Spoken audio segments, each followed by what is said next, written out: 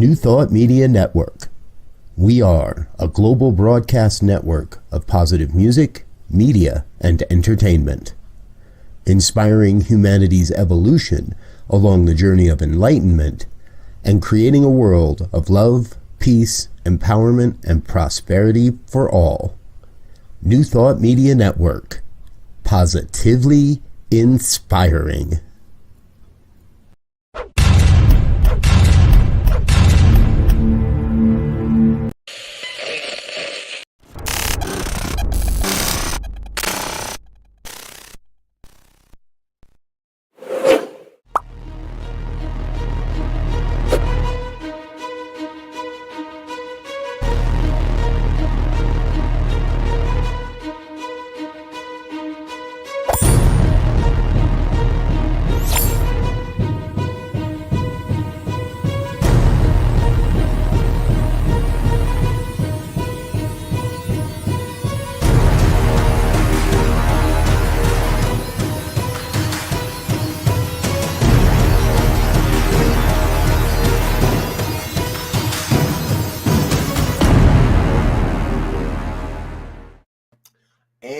Hello again, dear ones. Reverend Robert with you here on a Friday night. It's 5 o'clock on the Mountain Time Zone, and that means it is time for the good news here on New Thought Media Network. Thank you so much for being with us here this evening. I am excited. We've got a great collection of stories for you tonight, and you know, we do this every Friday night at 5 o'clock, a half an hour. We get most of our stories over at the goodnewsnetwork.org, and we encourage you to drop over there, check them out. You'll find many of these stories there with additional information and links and things we don't check. But we're here to help you make sure you've got some good news stories in your back pocket as you head into the weekend, some stories you can share with others, and help spread the word of all the good that's really happening in the world. Our first story tonight, really kind of crazy. Ordinary plastic turned into diamonds via laser beam in the blink of an eye. So what we're learning here is that synthetic diamonds are not new, but they're normally created, through various explosions. A group of scientists have done this by just shooting a laser beam at a regular thin film plastic, the kind of stuff you find in the supermarket, making tiny diamonds.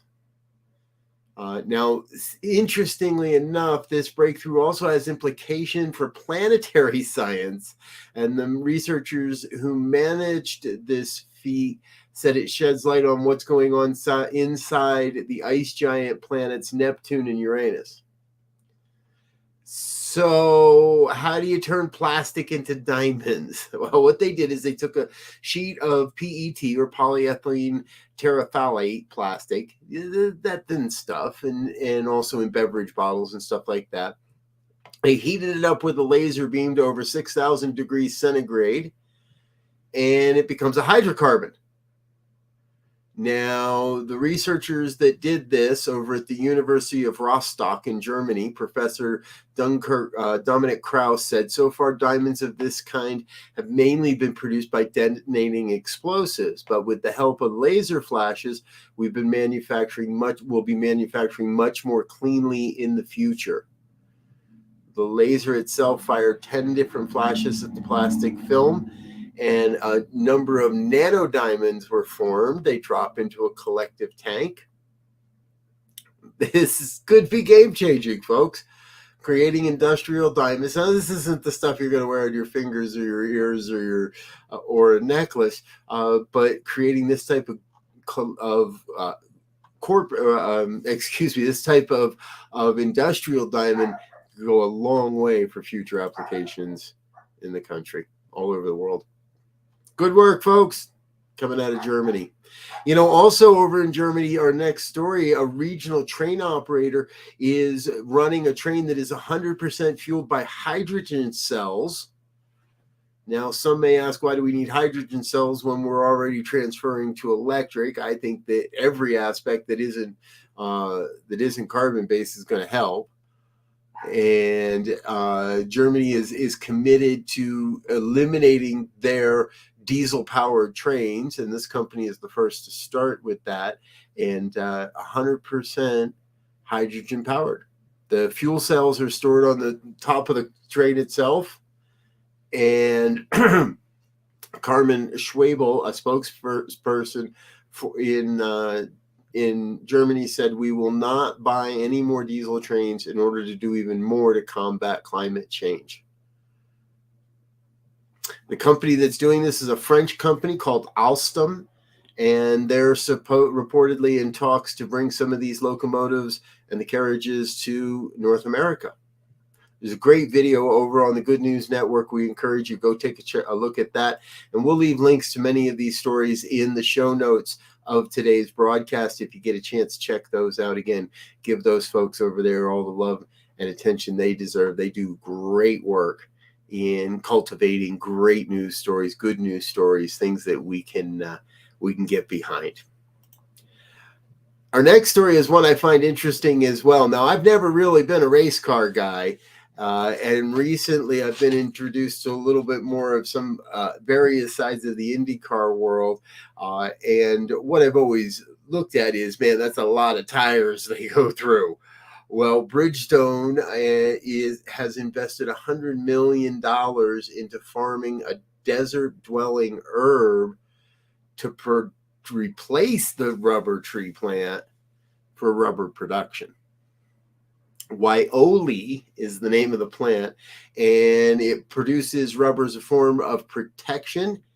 It lives in the Chihuahuan Desert, doesn't need very much irrigation, and there are big name players that are starting to invest in planting this rubber, this natural. Well, not that rubber isn't natural, but takes less.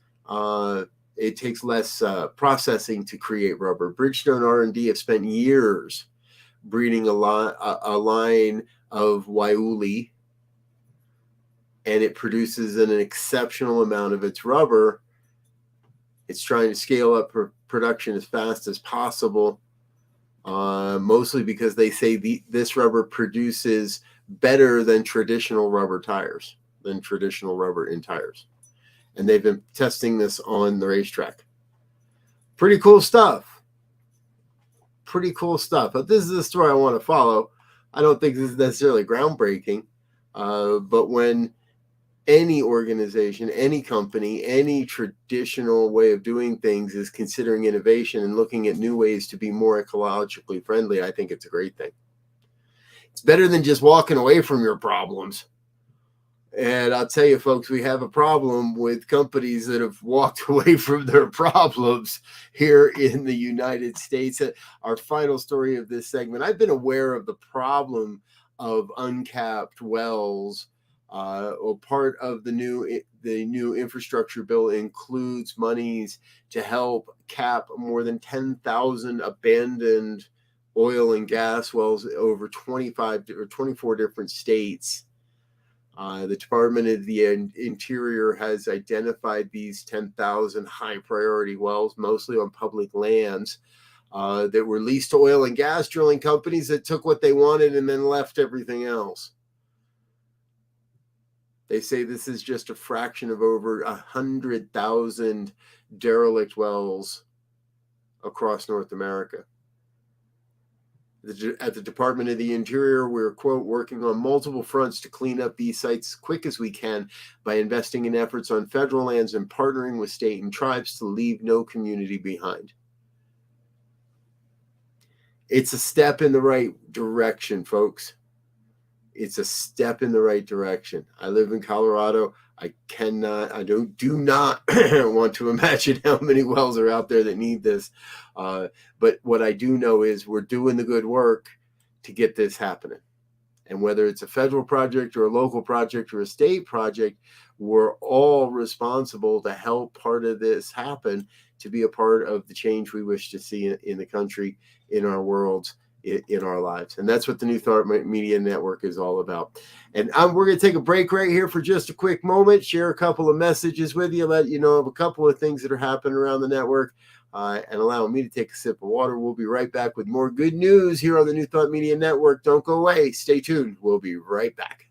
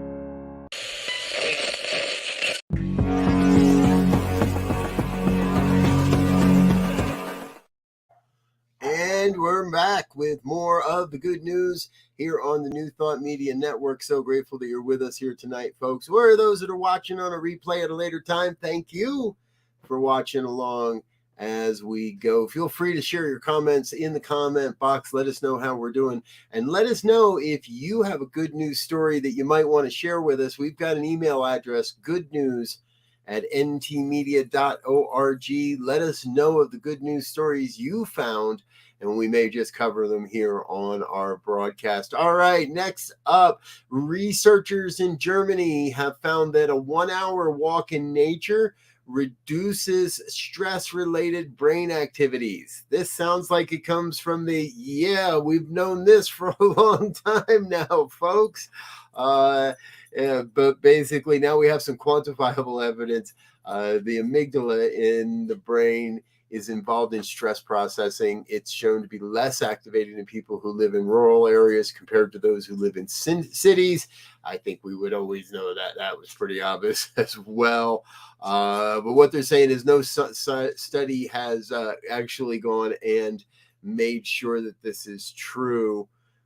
They have the results support the previous assumed positive relationship between nature and brain health, said Simone Kuhn, head of the Lace Miter Group for Environmental Neurosciences. Simone continued, but this is the first study to prove the causal link. Interesting, the brain activity from the urban walk in these regions remained stable and did not show increases, which argues against a common held view that urban exposure causes additional stress.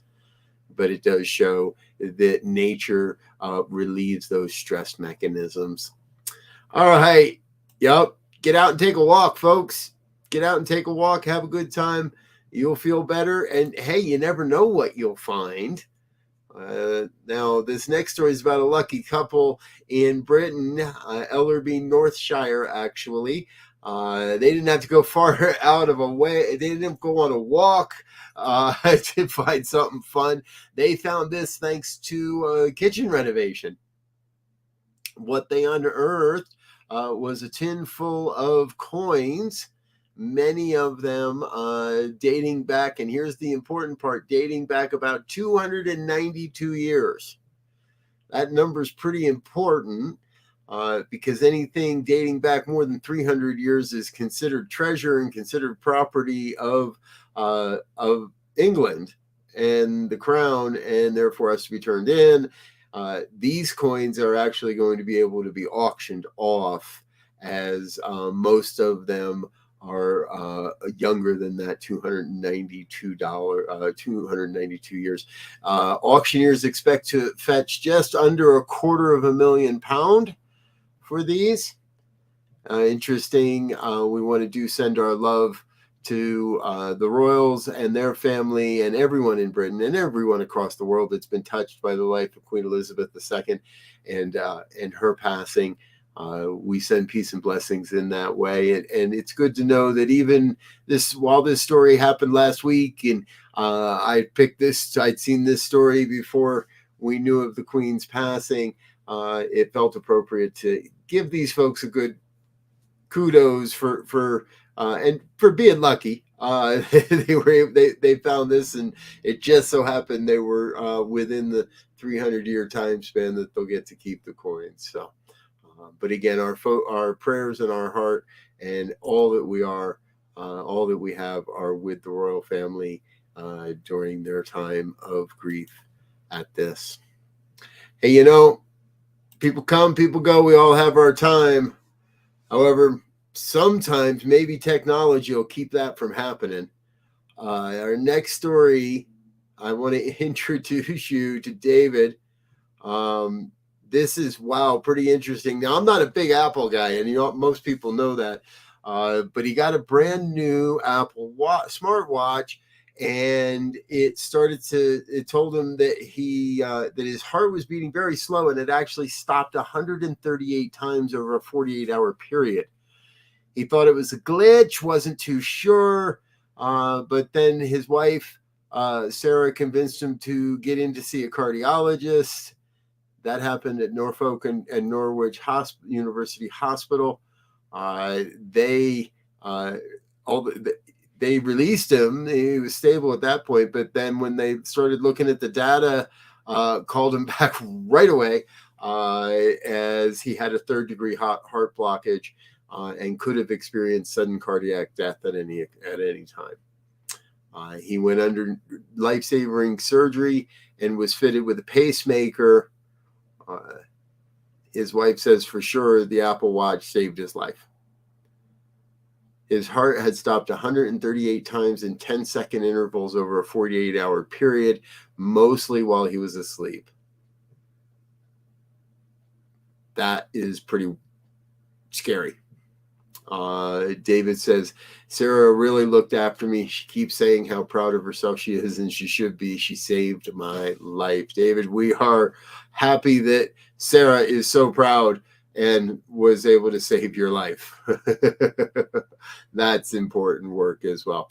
Hey, folks, before we go tonight, we want to make sure that we do a quick thank you to some of the folks that make all of this happen.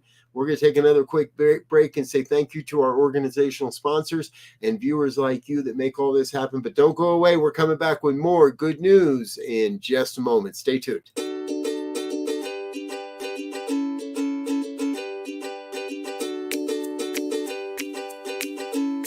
Thank you, Center for Spiritual Living Denver, for your continued support. Thank you, Center for Spiritual Living Midtown Atlanta, for your monthly contribution. Thank you, Center for Spiritual Living North Jersey, for your monthly contribution. And please help us welcome Om Center for Spiritual Living in La Mesa, California. Thank you for your monthly donation. Thank you, Center for Spiritual Living Seattle, for your most generous donation. And a special thanks to Hefferlin Foundation for your generous technology grant.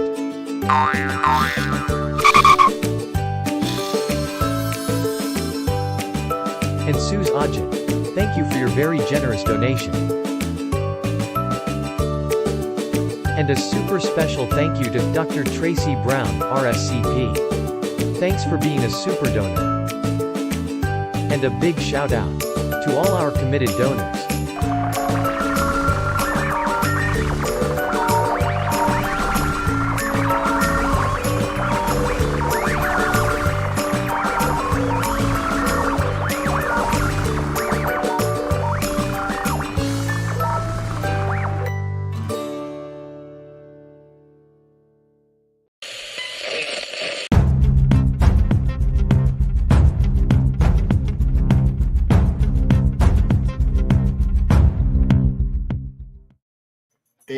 And we're back with more good news here on the New Thought Media Network. I'm Rev Robert. So grateful to be with you. So grateful that you're here. Please do like, share, and subscribe. Let your friends know what good fun we're having tonight. And every night you can catch these on our rebroadcasts on both Facebook and YouTube. I want to shout out to our dear friend and my producer, Diego Reyes. Thank you so much, Brother Diego, for being a part of the family and making sure this program happens every week. Diego does a great lot of work around here, and we love him, and he puts together a great slideshow for us every week here on this program. So, all right, next story up. Let's meet Kat and Kate. Kat and Kate are friends that live over in, hey, we're back in England again, Leeds, Yorkshire this time. And they founded a company called Seagulls in 2004. Up to this point, they've collected over 300 tons of paint each year from the landfills around their area. They sort the good and the bad colored paint, reblend some of them, or sell that paint back out into the community at 75% less than than first run primary stores. Nobody, Kat says, no, they hadn't heard of anyone recycling paint before, and they were able to work with the local council to collect all the waste paint in Leeds and recycle as much of it as they can. They love what they do. And in the last 18 years, they've diverted over 4 million liters of paint, which would have caused 11.4 million tons of carbon. They say that in order to offset that much carbon, 68 million trees would have had to have been planted. Folks, this is a message that I believe we can get behind in every community. If that can happen in Leeds, England, it can happen in any given city or town across this nation. How much paint's going to waste in your community? How much paint could be saved? How much paint could be reblended? Good stuff. Good news. Remember, folks, we get most of our stories over at the goodnewsnetwork.org, and we also love sunnyskies.com. Sunnyskies.com, another great avenue to find good news stories and remind you throughout the week that we really are all in this together. Good evening, dear brother Wayne. Yes, sir. Be the light, be the light, be the light. Here's another story of some folks being the light. This all happened. This is an amazing story of Apache man moved to a new town and found it didn't have a skate park. So he and his tribe petitioned Tony Hawk, anybody that's ever skated knows that name, to hook up the Apache youth with some professional facilities. The kids from White River in the North Apache Indian Reservation of Arizona had to make do, thanks to their DIY attitudes, with the foundations of an abandoned building project for a skate park. They weren't getting funds from the town, from the community, and they had to work hard to build their new skate park. The point is, they did build their new skate park. Look at this group of kids. The Apache Passion Project, thanks to social media, grew to smash its modest fundraising target. They originally were looking for $3,000. They raised more than $50,000.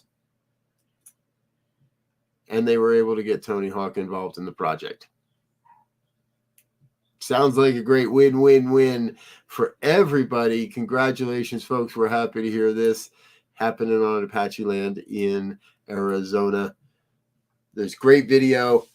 Check out the story over at goodnewsnetwork.org and give those folks the love they deserve. All right. Before we go tonight, a couple more stories that remind me of the great work that individuals do. They say everybody needs a passion project. Well, Yasmin Lari, who is currently 81, had more of a pension project after her retirement. She's the co-founder of a nonprofit called the Heritage Foundation of Pakistan, and they're making bamboo huts for Pakistanis that have been afflicted by floods. Now, she originally spent most of her career designing modern buildings, But after 2005, she decided to start helping locals to shelter themselves. The original article is published in Fast Company. You can read it all there. The synopsis is over on the Goodnews Network.org. The great news is we're creating these amazing structures that are helping so many people, and it's all zero. It's a zero carbon campus that they're building. It's all bamboo. It grows like weeds over there. Good work, Yasmin. Thank you. Thank you for being the light you are in the world and doing the work you are doing as well. All right, our final story tonight. Great breakout your Kleenex on this one, folks. The story is that Archana Chauhari, 25, lives near a tiger reserve in India. She and her son went out at night from the hut. The little boy had to go. And a tiger jumped from the bushes and attacked the child and had the child's head in its jaws. Mama Chauhari leapt and used her bare hands to begin fighting off the tiger. Fought with the tiger for a couple of minutes before other villagers were able to come to her aid. Chowdhury suffered punctured lungs and deep wounds. The child suffered head injuries. They are both expected to make a full recovery. And there's a video with the father that is holding his son. You can see that the family is good news. Even in the midst of what may not seem like it, there's good news. Congratulations, Mama Chowdhury. Kudos to you. Bow down in prayer. Fighting off a tiger. That's some parental commitment, folks. And that's the nature of what we are as humans. We're here to be a part of we are here to be a part of the love and the light. I want to thank you for being with us. You can find links in tonight's show description for more of what we do here on New Thought Media Network and all the stories that were covered here tonight. I want to thank you for being with us. And please consider joining us a little bit in just a half an hour. The Fireside Chat with Pastor Michael Mangus is up at 6 p.m. Mountain Time. We have our normal evening prayers at 8:15 Mountain Time. Check back for that. And tomorrow, we always have our great lineup, starting with prayer at 8:15 in the morning, and our Science of Mind and Spirit conversation series starts at 9 a.m. We're in the latter part of the year, so we're exploring what the Science of Mind Archives has to share with us. Tomorrow will be Reverend Elzia Sekou will be speaking and sharing with us from the Science of Mind magazine from a number of years back. Please head on over to ntmedia.org. Check out our website. Let us know what you think of the new design and click on the donate button. Please be a part of what makes this network happen and what makes all of this happen and go around. I'm Rev Robert. I'm getting out of here for now. I wish you all the best. Thanks for being with us. Stay tuned for Pastor Michael and the Fireside Chat. Until we meet again, I wish you peace and richest blessings. Bye now.